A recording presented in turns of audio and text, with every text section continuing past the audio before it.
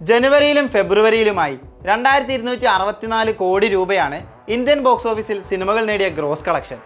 2024 ഇതേ ടൈം പീരീഡിനെ അപേക്ഷിച്ച് 39% വർധന.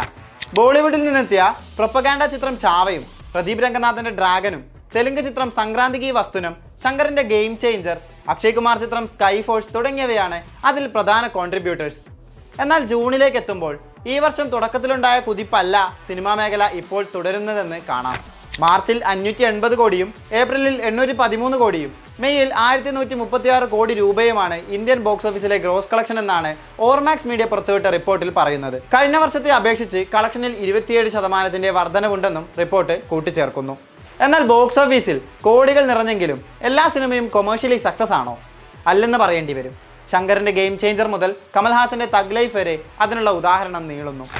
2025 ജനുവരി 10 പുറത്തിറങ്ങിയ ശങ്കറിന്റെ ഗെയിം ചേഞ്ചർ വേൾഡ് വൈഡായി 186.28 കോടി നേടി. ഇന്ത്യയിൽ നിന്ന് 156 കോടിയാണ് ചിത്രത്തിന്റെ ഗ്രോസ് കളക്ഷൻ. ഇത്രയും നേടിയെങ്കിലും ഇന്ത്യ കണ്ട വമ്പൻ പരാജയ ചിത്രങ്ങളിലൊന്നായാണ് ഗെയിം ചേഞ്ചർ മാറിയത്. 450 കോടി രൂപയെന്ന വമ്പൻ ബഡ്ജറ്റിലായിരുന്നു രാംചരൺ നായകനായെത്തിയ ചിത്രം പുറത്തിറങ്ങിയത്. ഇതിന്റെ പകുതി പോലും സിനിമയ്ക്ക് നേടാനായില്ല. 125 കോടിക്കടുത്താണ് ആന്ധ്രയിലും തെലങ്കാനയിലും ചിത്രത്തിന്റെ തിയേറ്റർ റൈറ്റ്സ് വിറ്റുപോയത്.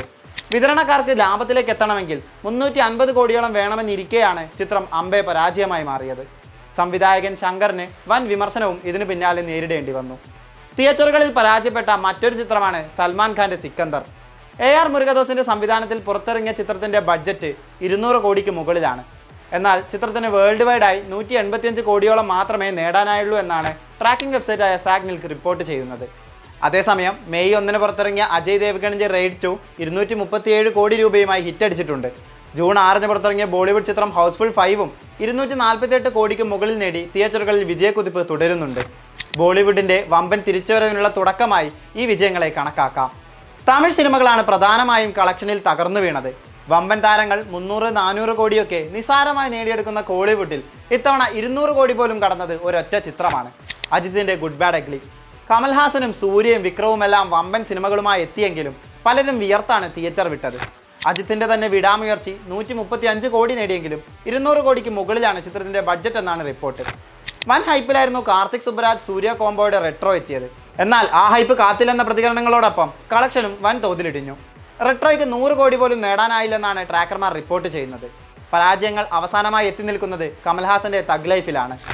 നായകന് ശേഷം മണിരത്നവും കമലും ഒന്നിച്ചപ്പോൾ ഒരു സിനിമാറ്റിക് മാജിക്കാണ് പ്രേക്ഷകർ പ്രതീക്ഷിച്ചത്. എന്നാൽ ആ മാജിക് നൽകാൻ അവർക്കായില്ലെന്നാണ് കളക്ഷൻ റിപ്പോർട്ടുകൾ നൽകുന്ന സൂചന. ജൂൺ 5 പുറത്തിറങ്ങിയ ചിത്രത്തിന് 2 ആഴ്ച പിന്നിടുമ്പോഴും 95 കോടി മാത്രമാണ് നേടാനായത്. കന്നഡ ഭാഷാ വിവാദവും കർണാടകയിൽ സിനിമയ്ക്ക് നേരിടേണ്ടി വന്ന വിലക്കുമെല്ലാം ഈ തകർച്ചയിൽ ഒരു ഘടകമായി പറയാം. അതേസമയം വൻ ഹൈപ്പില്ലാതെ എത്തിയ പ്രദീപ് രംഗനാഥന്റെ ഡ്രാഗൻ 151 കോടിക്ക് മുകളിലും, ശശികുമാറിന്റെ ടൂറിസ്റ്റ് ഫാമിലി 87 കോടിയും, വിശാലിന്റെ മദഗജരാജ 56 കോടിയും നേടി സൂപ്പർ ഹിറ്റ് അടിച്ച കാഴ്ചയും കോളിവുഡിൽ നിന്ന് ഇക്കൊല്ലം കാണാൻ സാധിച്ചു. ഈയൊരു തകർച്ചയിൽ നിന്ന് തങ്ങളെ ആര് രക്ഷിക്കും? കളക്ഷനിൽ റെക്കോർഡുകൾ തീർക്കുന്ന തമിഴ് ഇൻഡസ്ട്രിയുടെ തലവന്മാരാണ് വിജയും രജനീകാന്തും. അതിൽ വിജയുടെ ഒരു സിനിമയും ഈ വർഷം പുറത്തിറങ്ങുന്നില്ല. വരാനുള്ളത് തലൈവരുടെ കൂലിയാണ്. വെറും 5 സിനിമ കൊണ്ട് നായകന്മാർക്ക് മാത്രമല്ല കളക്ഷൻ കൊയ്യാൻ ഒരു സംവിധായകന്റെ പേരിനും സാധിക്കുമെന്ന് തെളിയിച്ച ലോകേഷ് കനകരാജിനോടൊപ്പമാണ് സൂപ്പർ സ്റ്റാർ രജനീകാന്ത് എത്തുന്നത്.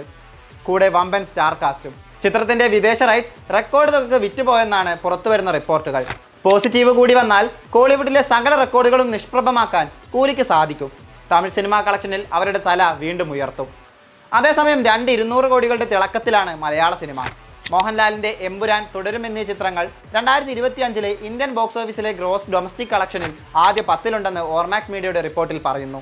70 കോടി നേടിയ ആലപ്പുഴ ജിംഖാനയും 56 കോടിക്ക് മുകളിൽ നേടിയ രേഖാചിത്രവും 54 കോടി നേടിയ ഓഫീസർ ഓൺ ഡ്യൂട്ടിയും മലയാളത്തിലെ ഇക്കൊല്ലത്തെ പ്രധാന ഹിറ്റുകളാണ്. ആമിർ ഖാന്റെ സിതാരെ സമീൻ പർ, ഹൃതിക് റോഷന്റെ വാർ 2, ശിവകാർത്തികേയന്റെ മദ്രാസി, മോഹൻലാലിന്റെ ഹൃദയപൂർവ്വം തുടങ്ങി 2025 ഇനിയും പുറത്തിറങ്ങാനുള്ളത് വമ്പൻ സിനിമകളാണ്. വിജയക്കുതിപ്പിനോടൊപ്പം ബോക്സ് ഓഫീസിനെയും ഈ സിനിമകൾ ശക്തിപ്പെടുത്തുമെന്ന് പ്രതീക്ഷിക്കാം.